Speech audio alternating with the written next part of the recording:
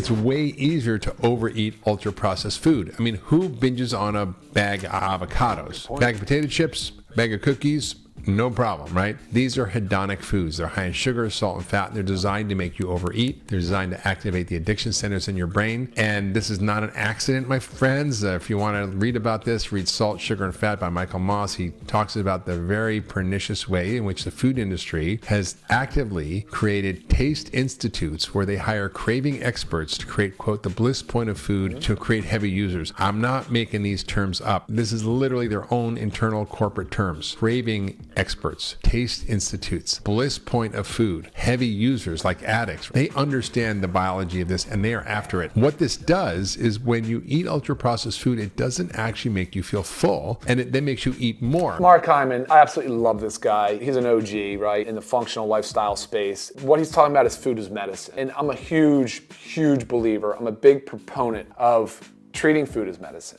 And so what does that mean though? So in this video, it doesn't really say exactly what the plan would be for most people, because I get it, right? Like, so quick, life is so fast that we're fast paced, we're moving, we're getting out the house, we have to work, we have obligations. And so we're grabbing these foods on the go. And if you stop and think about it, truthfully, it requires planning. It requires a lot of discipline. It requires meal prepping. So you've got to get to the supermarket, you've got to get those healthy foods, you've got to spend a half a day prepping for a whole week's worth of food, basically. But here's my take on it. It's similar to what medication would be like. If you're on a blood pressure medication or a blood thinner, you're gonna make a plan if you leave the house or you're away to make sure you don't miss a dose. That's the same with food. We have to make sure we're not missing a dose of our healthy foods. So like if you're on the go, you're like, okay, cool.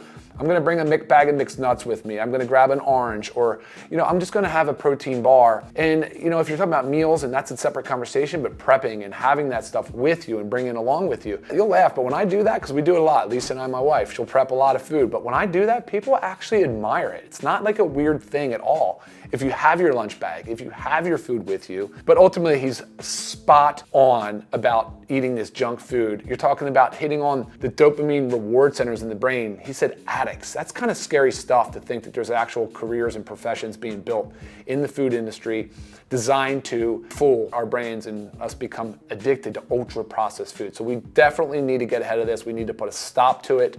I fully agree with Dr. Mark Hyman, but I want to show you guys, there's also a video I made on a healthy protein snack, just using the LiveGood complete plant-based protein, or you can use the whey-based protein, and it's an easy snack where it could give you more satiety, make you feel more full. So guys, absolutely love this video. Check out that protein smoothie snack video. Food is medicine. Let's stick to it. Whole foods, real ingredients.